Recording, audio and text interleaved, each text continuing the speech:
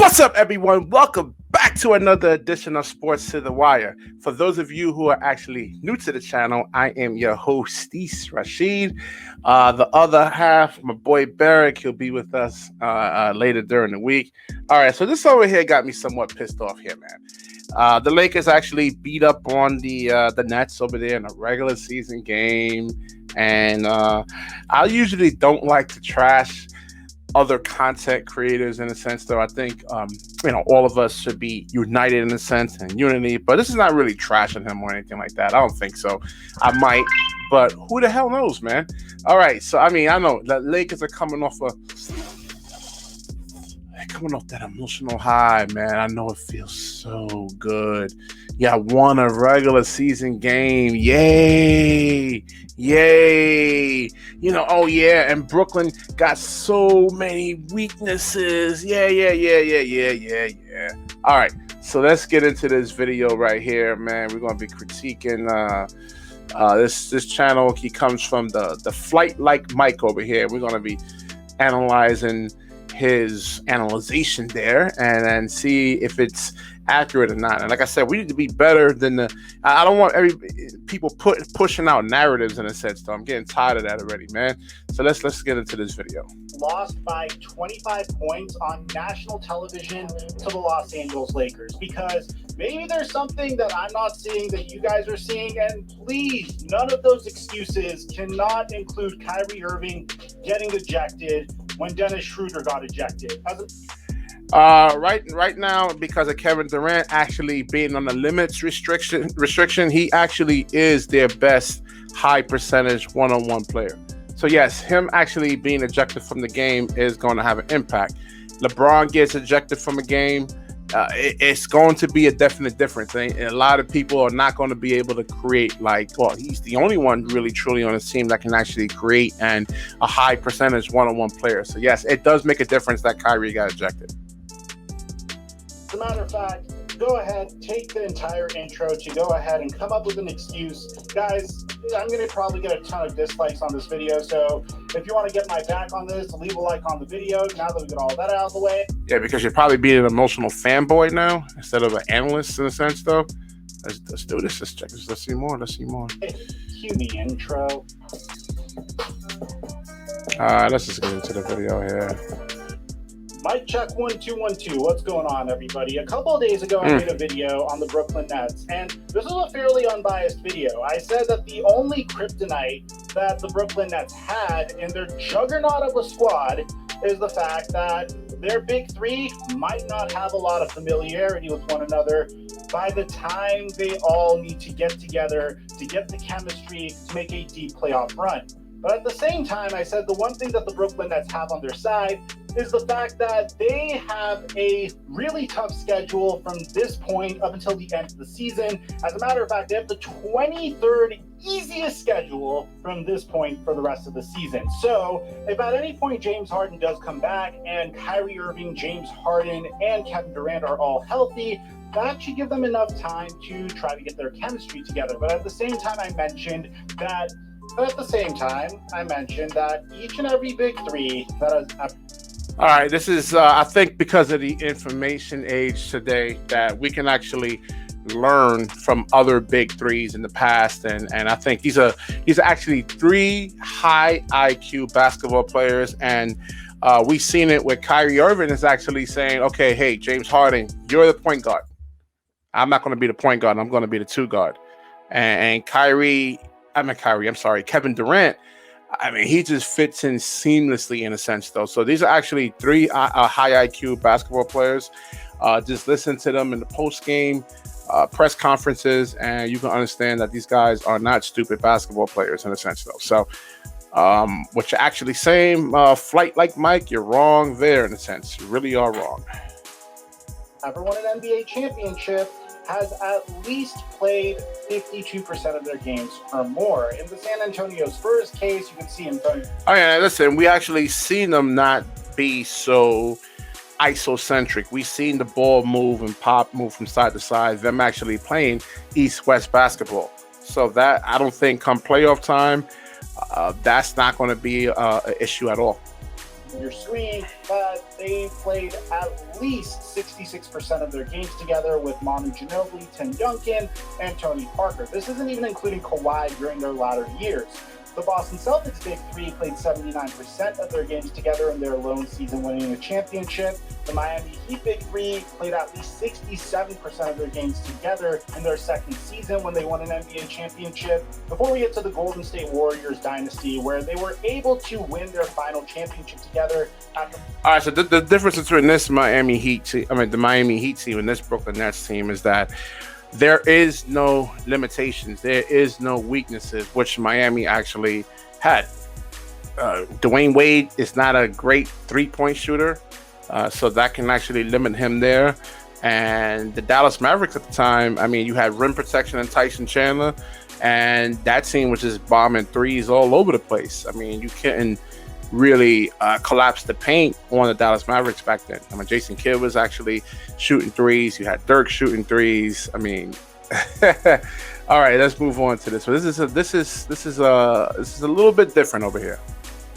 They're playing only 52% of their games together, and of course, LeBron James's magical run winning the 2016 NBA Finals. Kyrie Irving, LeBron, and Kevin Love played 55% of their games together, which means only 2 times has the NBA team been able to win a NBA Finals when their Big Three played less than 52% of their games together. So if James Harden was to return at this point, and at the time we made the previous video, we assumed that if James Harden returned for their next game versus the Lakers, the Nets would have been only able to play 45% of their games together. Now, statistics could be redundant, and statistics are proven wrong all the time, but there were significantly more holes to the Brooklyn Nets during this game that, look, man, if you're a Nets fan, I'm not trying to bag on you, but just at least be open-minded that these are issues that your team can have, just like every single team can have issues on their way to trying to win an NBA championship.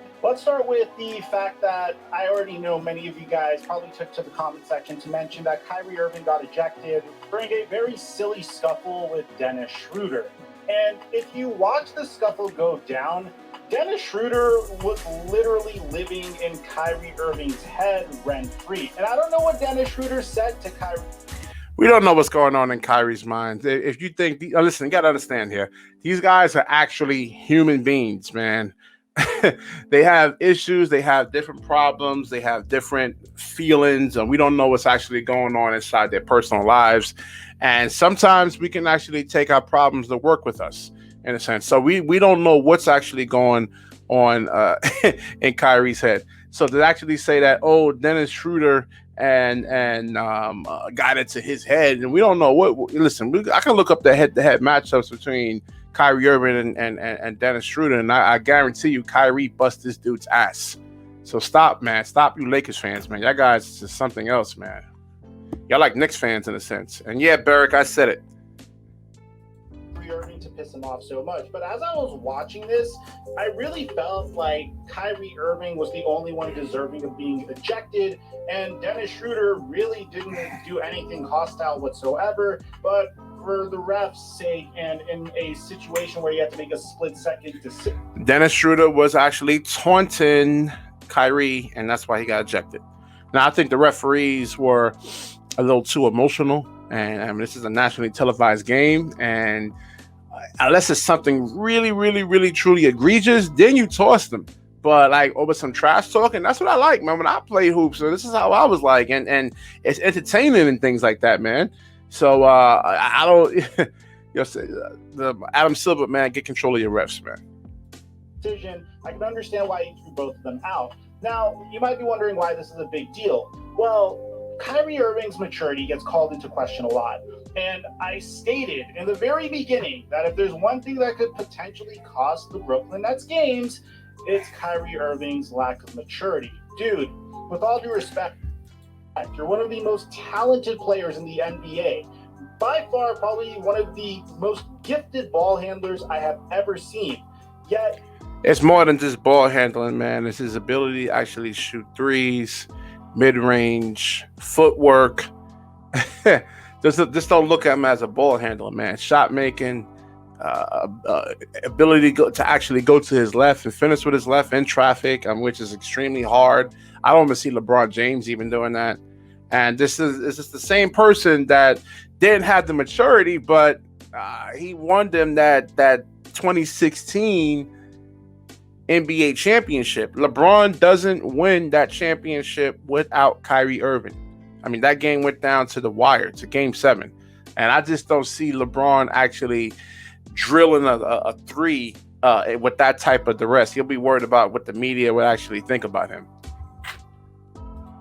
People can easily rattle him so quickly and take him out of games to the point where he's losing to teams that he should not be losing to. And I don't care what you say, man, because... Didn't Philadelphia actually lose to the New Orleans, the fully loaded Philadelphia lost to the Pelicans? I think Zion had 38. Is it the end of the world? Is Philadelphia not making the playoffs? If it was a 7-game series, who's winning that between New Orleans and Philadelphia? Come on, man. It's a regular season. Y'all guys, take it easy. Kyrie Irving literally cost the Brooklyn Nets this game by not being in the game, even though they had Kevin Durant and LaMarcus Aldridge and Blake Griffin to still fall back on. You just can't allow a role player, for crying out loud. The Nets lost this game for not being smart. Not enough ball movement, not enough man movement. I mean, you have Blake Griffin trying to post up Marquise Morris. That's not going to work. What you want is actually a lot of man movement, so where you can actually get a Blake on, what's his name? Dennis Schroder, let's say, guarding Blake Griffin, and that will cause a collapse in the defense where somebody actually has to rotate over, and that can actually leave wide open shooters like Joe Harris or TLC or Kyrie open. But there was really none of that in this game from Brooklyn. They just didn't play smart at all. Like Dennis Schroder to get into your head and take you out of the game. This game was supposed to be a gimme. This is a game where the Brooklyn Nets went up against the Los Angeles Lakers. And bear in mind that the Lakers had LeBron James out due to a right ankle sprain. Anthony Davis was out due to a right calf strain. Jared Dudley, which, okay, he wouldn't really get much minutes anyway, so we're just going to add him to the equation just to make this sound a little bit better. Marc Gasol, Kyle Kuzma, and Wesley Matthews were all out tonight, which means the Los Angeles Lakers' best player... you forgot to mention that James Harden is out. And Kevin Durant is on a minutes restriction. Are we just going to totally forget about that? And then once Kyrie actually got tossed from the game, all you got to do is load up with Kevin Durant, blitz him, and then force, let's say, a Joe Harris, which he's good at getting to the hole, but he's not Kyrie James Harden or anything like that. Jesus. Tonight on the court was Andre Drummond. As a matter of fact, out of every single player in the Lakers' entire team, the only one to have ever made an All-Star game was Andre Drummond. Then you flip to the other side of the coin, and you look at the Brooklyn Nets' entire team, and I already...